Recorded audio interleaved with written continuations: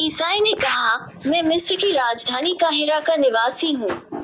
मेरा बाप दलाल था, उसके पास काफी पैसा हो गया। उसने मरने के बाद मैंने भी वही व्यापार आरंभ किया। एक दिन मैं अनाज की मंडी में अपने दैनिक व्यापार के लिए गया तो मुझे अच्छे कपड़े पहने एक आदमी मिला। उसने मुझे थोड़े से तिल दिखाकर पूछा कि ऐसे तिल क्या भाव बिकते हैं। मैंने कहा इनका मूल्य 100 मुद्रा प्रति मन है।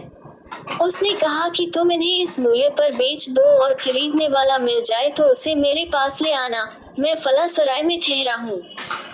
मैंने व्यापारियों से मोल भाव किया तो उन्होंने कहा कि हम 100 मुद्रा प्रति मन पर सारे तिल खरीद लेंगे। मैं उस सराय में गया जहाँ का पता मुझे दिया गया था और व्यापारी ने गोदाम खुलवाकर अपना माल तुलवाया। वही 150 मन निकला। माल गधों पर लदवा कर मैंने मंडी के व्यापारियों को दिया और उनसे उसका मूल्य लेकर सराय में गया और 16,500 मुद्राएं उसके आगे रखी। उसने कहा कि 10 मुद्रा प्रति मन के हिसाब से 1,500 मुद्राएं तो तुम्हारी ही हुई, तुम इन्हें ले लो और बाकी 15,000 मुद्राएं भी अपने पास रखो, जरूरत पड़ने पर मैं तुमसे ले लूंगा। ये कहकर वह अपने नगर को चला गया। 1 महीने बाद मेरे पास आकर बोला कि मेरा रुपया तुम्हारे पास है। मैंने कहा, रुपया तैयार है, कहीं तो अभी दे दूं। लेकिन आप घोड़े से तो उतरिए और कुछ खा पी कर ताजा दम हो जाए। उसने कहा, मुझे एक जरूरी काम से फौरन जाना है। तुम रुपए निकलवा रखो, मैं थोड़ी देर में लौट कर तुमसे ले लूंगा। मैंने रुपए निकलवा लिए लेकिन वह लौट कर न आया। 1 महीने तक उसकी प्रतीक्षा करने के बाद मैंने उसकी रकम को सुरक्षा पूर्वक तहखाने में रखा। 3 महीने बाद वह मुझे फिर दिखाई दिया। मैंने उससे कहा कि आप अपनी रकम तो ले लीजिए। उसने हंसकर कहा, जल्दी क्या है, ले लूंगा। मैं जानता हूँ कि मेरा धन ईमानदार आदमी के पास है। ये कहकर वह फिर चला गया। 1 वर्ष बाद वह फिर दिखाई दिया तो मैंने कहा, अब तो आप अपना पैसा ले ही लीजिए, अगर आप इसे इस बीच व्यापार में लगाते तो अच्छा मुनाफा कमाते। खैर, अब मेरे घर चलकर भोजन करें और रुपया लें। उसने कहा, अच्छा चलता हूँ, किंतु भोजन में कोई विशेष आयोजन न करना। मैंने उसके सामने भोजन रखा। वह बाएं हाथ से खाने लगा। मैंने ये भी देखा कि वह हर काम बाएं हाथ से करता था। मुझे ये देखकर इसका कारण जानने की उत्कंठा हुई। मैंने सोचा कि यह व्यक्ति बड़ा सभ्य और सुसंस्कृत है, इससे इस बात का कारण पूछूं तो ये बुरा न मानेगा। इसलिए जब हम लोग भोजन कर चुके और नौकर हमारे भोजन के बर्तन ले गए तो हम लोग दूसरे दालान में जा बैठे। मैंने उसका पान आदि से सत्कार किया और यह चीजें भी उसने बाएं हाथ से ली। मैंने उससे कहा, अगर आप नाराज ना हो तो एक बात पूछूं, क्या कारण है कि आप जो भी काम करते हैं बाएं हाथ ही से करते हैं, दाहिने हाथ से कुछ भी नहीं करते? यहाँ तक कि खाना भी आपने बाएं हाथ से ही खाया। उसने ये सुनकर ठंडी सांस भरी और आस्तीन उलट कर दाहिना हाथ, जो हमेशा लंबी आस्तीन से ढका रहता था, मुझे दिखाया। मैंने देखा कि उसका दाहिना हाथ कलाई से गायब है। मैंने पूछा कि आपका हाथ कैसे कटा तो वह दुखी होकर रोने लगा। फिर उसने अपनी कहानी सुनाई। उसने कहा, मैं बगदाद का रहने वाला हूँ। मेरा पिता वहाँ के प्रमुख रईसों में से था। मैंने मिस्र देश की बड़ी प्रशंसा सुनी थी और उसे देखना चाहता था। विशेषतः मिस्र की राजधानी काहिरा को देखने की मेरी बड़ी इच्छा थी। जब तक मेरा बाप जिंदा रहा उसने मुझे मिस्र को जाने की अनुमति न दी। जब उसका देहांत हो गया तो मैं स्वतंत्र हो गया और मैंने बहुत दिनों की इच्छा की पूर्ति करना चाहा। मैंने बगदाद और मोसुल की बहुत सी व्यापार वस्तुएं खरीदी और मिस्र की ओर चल दिया। काहिरा पहुंचकर मैं एक सराय में उतरा। इस सराय का नाम मसरूर था। 2-4 दिन बाद मैंने किराए पर एक घर और एक गोदाम लिया। मैंने कुछ सेवक भी रखे और उनसे कहा कि बाजार से मेरे खाने के लिए कुछ ले आओ। उन्होंने नाना प्रकार के व्यंजन मेरे सामने ला कर रखे। मैंने भोजन करके शहर की दर्शनीय मस्जिदें, किले आदि देखे और सारा दिन सैर सपाटे में बिताया। दूसरे दिन मैं अच्छे कपड़े पहनकर अपनी गठरियों से 2-4 थान निकाल कर उन्हें बाजार ले गया ताकि उनके मूल्य का अनुमान करूं। मेरा आगमन पहले ही लोगों को ज्ञात था, इसलिए मेरे पास कई दलाल आ गए। उन्होंने मेरे थान बजाजों को दिखाए और उन्हें बेच डाला। मैं रोज थोड़ा थोड़ा माल बाजार लाता और वह बिक जाता, किंतु मेरा घर बाजार से बहुत दूर था और मुझे माल लाने की मजदूरी काफी पड़ जाती थी। इसलिए दलालों ने मुझे सलाह दी तुम हम पर विश्वास करो तो हम तुम्हें अच्छी तरकीब बताएं। तुम अपना सारा बेचने वाला माल इन व्यापारियों की दुकानों में रखवा दो। हर सप्ताह सिर्फ एक दिन सोमवार या गुरुवार को बाजार आया करो और व्यापारियों से अपने बिके हुए माल का दाम ले लिया करो। इसमें तुम्हारी रोज की मजदूरी भी बचेगी और समय भी। इस खाली समय में तुम नील नदी या अन्य सुंदर स्थानों की सैर करके जी बहलाया करना। मैंने ये स्वीकार कर लिया। मैं दलालों को अपने घर ले गया और एक बार ही उन्हें सारा बिकने वाला माल दे दिया। वे माल को लेकर मेरे साथ बाजार आए और सारा माल व्यापारियों की दुकानों पर रखवा दिया। उन्होंने मुझे मेरे माल की रसीद लिख दी और मैंने भी लिख कर दे दिया कि मैं महीने महीने आकर बिके माल का दाम वसूल किया करूँगा।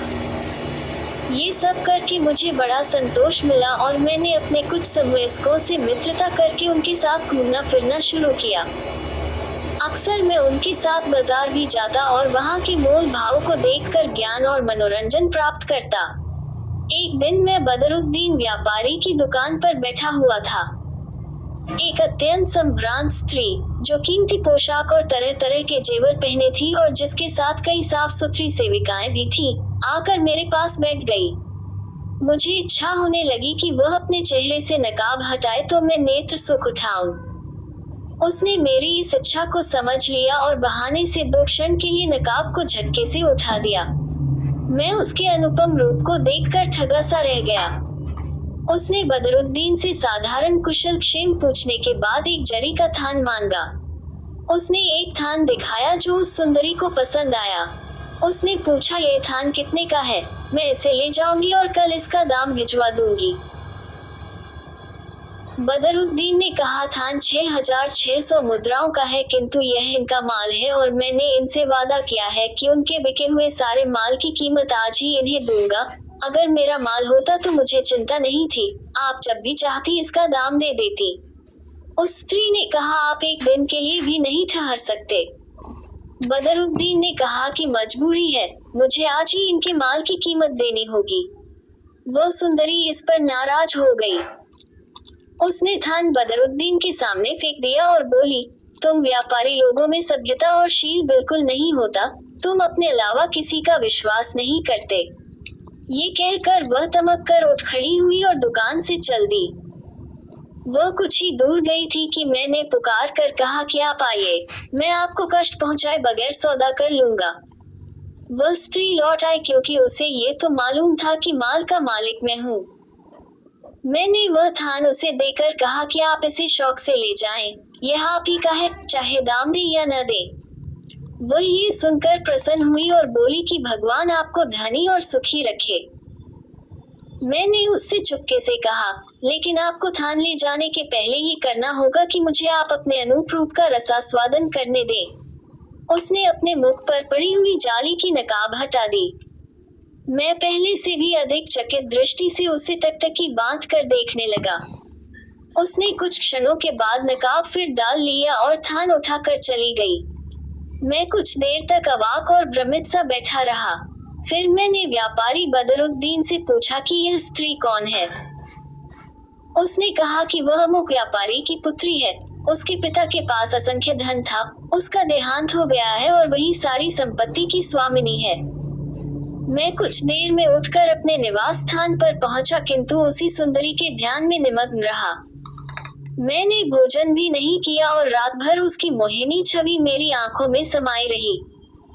दूसरे दिन मैं फिर बाजार गया और अपने मित्र बदरुद्दीन की दुकान पर जा बैठा।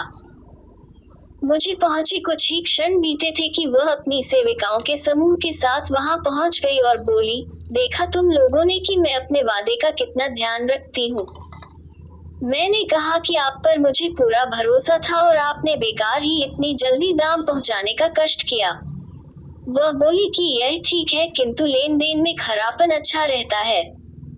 ये कहकर उसने 6,600 मुद्राओं की थैली मुझे दी और मेरे पास बैठ गई।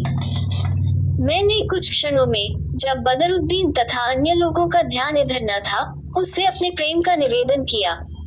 उसने कुछ उत्तर न दिया और उठकर चली गई। मैंने समझा कि मेरे प्रेम निवेदन से यह रुष्ट हो गई है, अतएव और दुखी हुआ।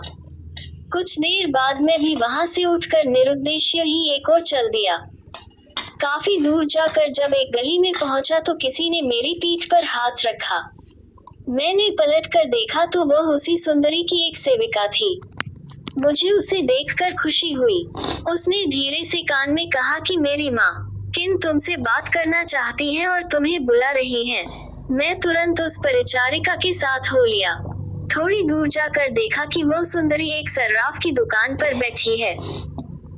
वह मेरी प्रतीक्षा अधीरता पूर्वक कर रही थी और उसने मुझे तुरंत हाथ पकड़कर अपने समीप बिठा लिया और बोली, तुम ही मेरे प्रेम में व्याकुल नहीं हो, मेरी भी यही दशा है। किंतु बदरुद्दीन के सामने ये कहना उचित नहीं था। उसने कहा कि या तो तुम मेरे घर चलो या मैं तुम्हारे घर आऊं।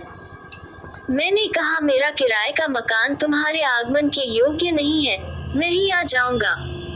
उसने कहा, ठीक है, कल बुधवार है, तीसरे पहर तुम अमुक गली में आकर अमुक व्यापारी का मकान पूछना, मैं वहीं मिलूंगी। मैं घर आ गया। वह दिन और रात बेचैनी से बिताए। दूसरे दिन सवेरे ही मैंने बढ़िया कपड़े पहने। निश्चित समय पर एक थैली 50 अशफियों की अपनी कमर में बांधकर उस सुंदरी की बताई हुई गली में पहुंचा। मैंने एक आदमी से उसका मकान पूछा तो उसने बता दिया। मैंने अपने किराए के ऊंट के चालक को किराया देकर कहा कि कल सुबह यहीं से मुझे ले जाना और मेरे घर पहुंचा देना। घर के दरवाजे पर जाकर ताली बजाई तो 2 गुलाम लड़कों ने द्वार खोला और कहा कि अंदर आइए, मालकिन आपकी राह देख रही हैं। मैं अंदर गया तो देखा कि 7 सीढ़ी ऊंचे फर्श की एक विशाल बारहदरी है जिसके चारों ओर जाली का घेरा है। उसके आगे एक फूलों का बाग था। इसके अलावा कई घने वृक्ष भी उस भवन में थे। कई फलों से लदे हुए पेड़ भी थे जिन पर पक्षी कलरव कर रहे थे। पक्षियों की मधुर ध्वनि के अतिरिक्त ऊंचाई पर बने हुए कुंडों से निर्झर रूप में पानी उस बाग में गिर रहा था। वे कुंड बड़े विशाल और सुंदर थे और उनमें अजगर के मुख की आकृति के परनाले बने थे जिनसे पानी बाग में गिरता था। पानी भी स्फटिक मणि की भांति स्वच्छ और अत्यंत निर्मल था। दोनों गुलाम मुझे एक मकान में ले गए जो अत्यंत सुंदर था और उसमें भांति भांति की सजावट की चीजें रखी थी। वहां एक गुलाम मेरे पास रहा और दूसरा दौड़कर अपनी मालकिन को खबर करने के लिए गया। कुछ ही देर में वह सुंदरी हंस जैसी मंद और शालीन गति से चलती हुई आई। वह अत्यंत मूल्यवान वस्त्र पहने थी और सिर से पांव तक जेवरों से लदी हुई थी। उसे देखकर मैं खुशी से पागल हो गया। वह भी मुझे देखकर अत्यंत प्रसन्न हुई।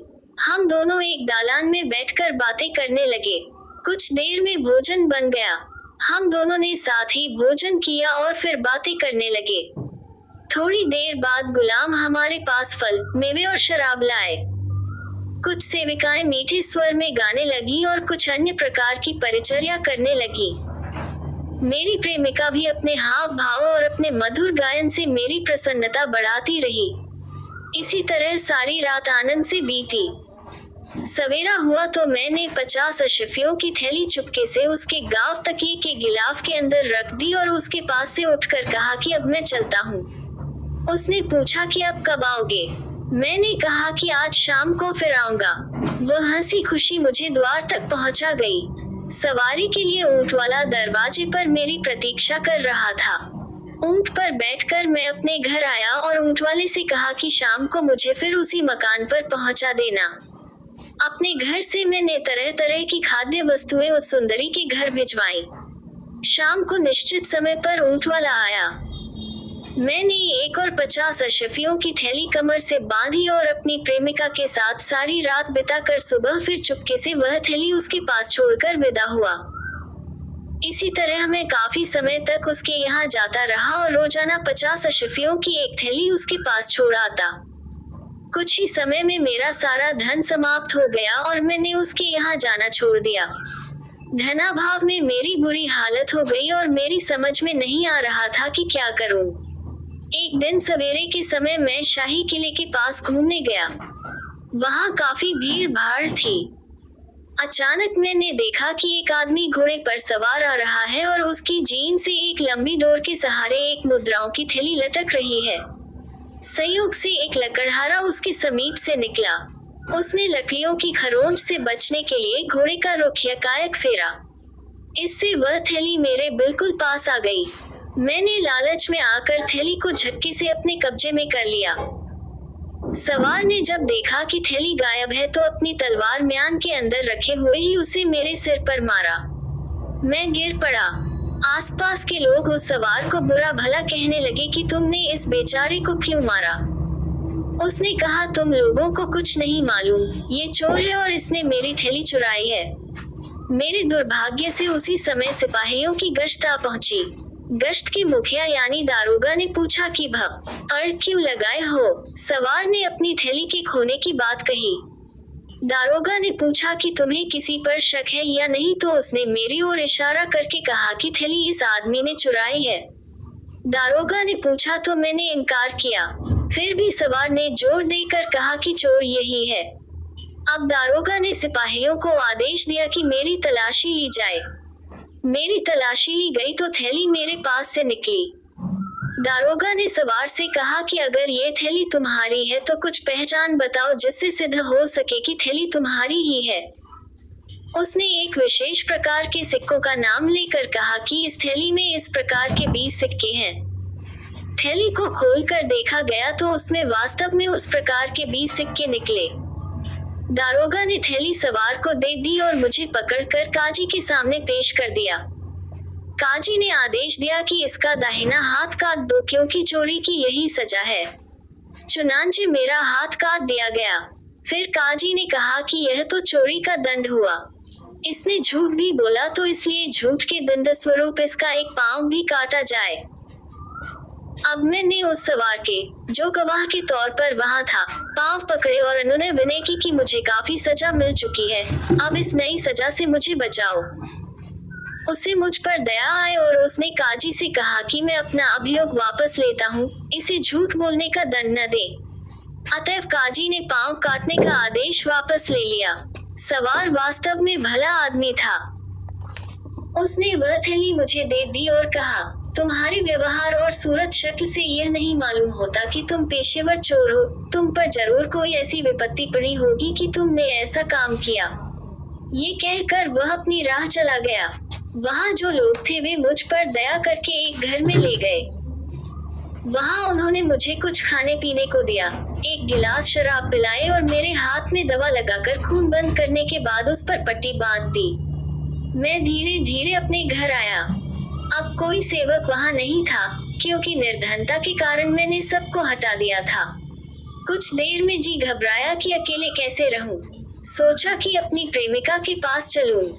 एक बार ख्याल आया कि मेरी ऐसी हालत देखकर वह भी मुझसे घृणा करने लगेगी, किंतु और कोई व्यक्ति ऐसा था भी नहीं जिसका मैं सहारा लेता। अतएव एक अन्य रास्ते से गिरता पड़ता मैं उसके घर पहुंच गया और एक बिस्तर पर चुपचाप लेट गया। कुछ देर में वह सुंदरी मेरे आने का समाचार पाकर मेरे पास आई। मैंने अपना कटा हुआ हाथ अपनी आस्तीन में छुपा लिया। मुझे अशक्त और पीड़ा से तिलमिलाता देखकर बोली, प्रियतम, ये तुम्हारी क्या दशा है? मैंने सारी घटना को छुपाने का निर्णय किया और कहा कि मेरे सिर में बहुत दर्द हो रहा है, इसीलिए तड़प रहा हूँ। वह बोली, ये तुम बहाना बना रही हो, तुम्हें कोई और कष्ट है। केवल सिर दर्द से तुम ऐसे तड़पने वाले नहीं हो। कुछ दिन पहले तक तो तुम हट्टे कट्टे थे, ये तुम्हें क्या हो गया है? मैंने उसकी बात का कुछ उत्तर न दिया, लेकिन मुझे अपनी दशा पर रोना आ गया। उसने कहा, देखो, तुम्हें सारा हाल सच सच बताना पड़ेगा।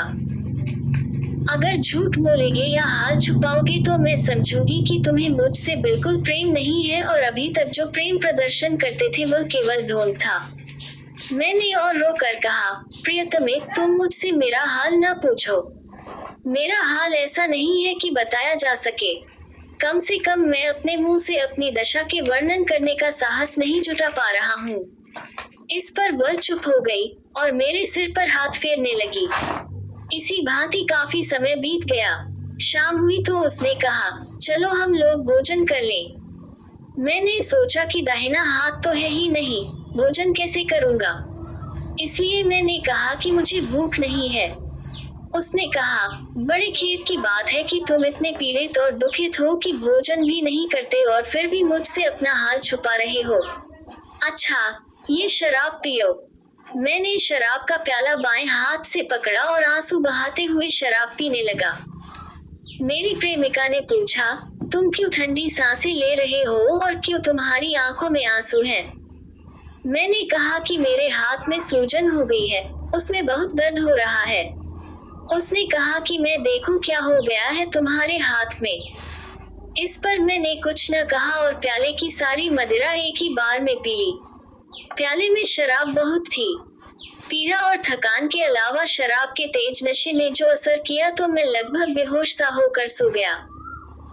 उस सुंदरी ने मुझे सोता जानकर मेरी पीड़ा का भेद जानना चाहा और आस्तीन उलट कर देखा तो मेरा दाहिना हाथ कटा हुआ पाया। उसे बहुत ताज्जुब और दुख हुआ। मैं जागा तो उसे बहुत उदास और दुखी देखा। उसने मुझसे यह नहीं कहा कि मैं तुम्हारा हाथ देख चुप हूँ। शायद वह सोच रही थी कि मैं इस बात से बुरा मानूंगा, लेकिन उसने अपने सेवकों से कहा कि तुरंत मोर की गाढ़ी यखनी तैयार करो। उन्होंने थोड़ी ही देर में यखनी बना दी। उसे पीकर मेरे शरीर में शक्ति आई और मैं वहां से चलने के लिए उठ खड़ा हुआ। मेरी प्रेमिका ने मेरा दामन पकड़ लिया। वह कहने लगी, मैं तुम्हें इस दशा में जाने न दूंगी। तुम मुझसे अपने दुर्भाग्य और दुख का कारण नहीं बताते, फिर भी मैं जानती हूँ कि तुम्हारी ये दशा मेरे ही कारण हुई है। मुझे इससे जो पश्चाताप हो रहा है उसे तुम नहीं समझ सकते। मैं इस सदमे को झेल नहीं सकूंगी और मेरा अंत समय निकट ही समझो। अब तुम वही करो जो करने को मैं तुमसे कहूँ। ये कहकर उसने अपने सेवकों से कहा कि मोहल्ले के पुलिस दारोगा और कुछ माननीय निवासियों को बुलाओ। उनके आने पर उस स्त्री ने मेरे नाम अपनी सारी संपत्ति लिख दी और कागज पर उनकी गवाही ले ली। इसके बाद उन्हें कुछ भेंट आदि देकर विदा किया। उसके जाने के बाद उसने एक संदूक खोला जिसमें मेरी दी हुई सारी अशफियों की थैलियां रखी थी। उसने कहा कि तुम ये थैलियां मेरे लिए छोड़ गए थे, लेकिन मैंने उन्हें हाथ भी नहीं लगाया है।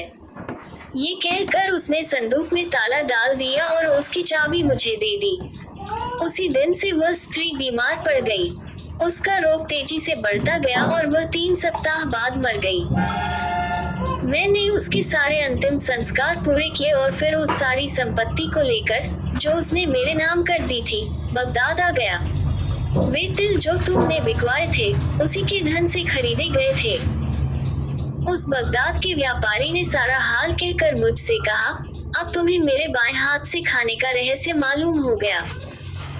मैं तुम्हारा आभारी हूँ कि तुमने इतना समय लगाकर और कष्ट सहकर मेरी कहानी सुनी और मेरे जी को हल्का किया। तुम्हारे शालीन व्यवहार और भद्रता से मुझे बहुत ही आनंद मिला है। मेरे तिलों का जो दाम तुम्हारे पास है वह तुम ही रख लो। किंतु मैं तुमसे एक बात चाहता हूँ। मैं बहुत दिनों से बगदाद में हूँ और बहुत दिनों से देशाटन छोड़ चुका हूँ। मैं चाहता हूँ कि तुम मेरी सहायता करो ताकि मैं नगर जाकर व्यापार करूँ। साल में जो भी मुनाफा होगा उसमें से हम लोग आधा आधा बांट लिया करेंगे। मैंने कहा, आपकी कृपा की तो कोई सीमा ही नहीं मालूम होती। आपने तिलों का सारा मूल्य मुझे दे डाला और अब अपने विशाल व्यापार में मुझे साझीदार बना रहे हैं। मुझे इस बात से हार्दिक प्रसन्नता होगी कि व्यापार में आपकी सहायता करूं। इसके बाद एक शुभ मुहूर्त में हम लोगों ने अपनी यात्रा आरंभ की। हम लोग बगदाद से कूच करके कई देशों के प्रमुख नगरों में व्यापार के लिए गए, फिर ईरान पहुंचे। वहां से आपकी राजधानी काशगर आए। हम लोगों को इस तरह का व्यापार करते हुए कई वर्ष हो गए थे और हमारे पास काफी धन हो गया था। फिर उस आदमी ने कहा कि अब मेरी इच्छा है कि मैं ईरान में स्थायी रूप से रहने लगूं। चुनांचे हम लोगों ने अपनी सारी धन संपत्ति आधी आधी बांट ली और खुशी खुशी एक दूसरे से विदा ली। वही ईरान में जाकर रहने लगा और मैं काशगर में बस गया। ये कहकर ईसाई व्यापारी ने कहा, मेरी यह कहानी कुबड़े की कहानी से विचित्र है या नहीं? बादशाह ने आंखें तरेर कर कहा, बिल्कुल बकवास है। तुम्हारी कहानी में कोई दम नहीं है।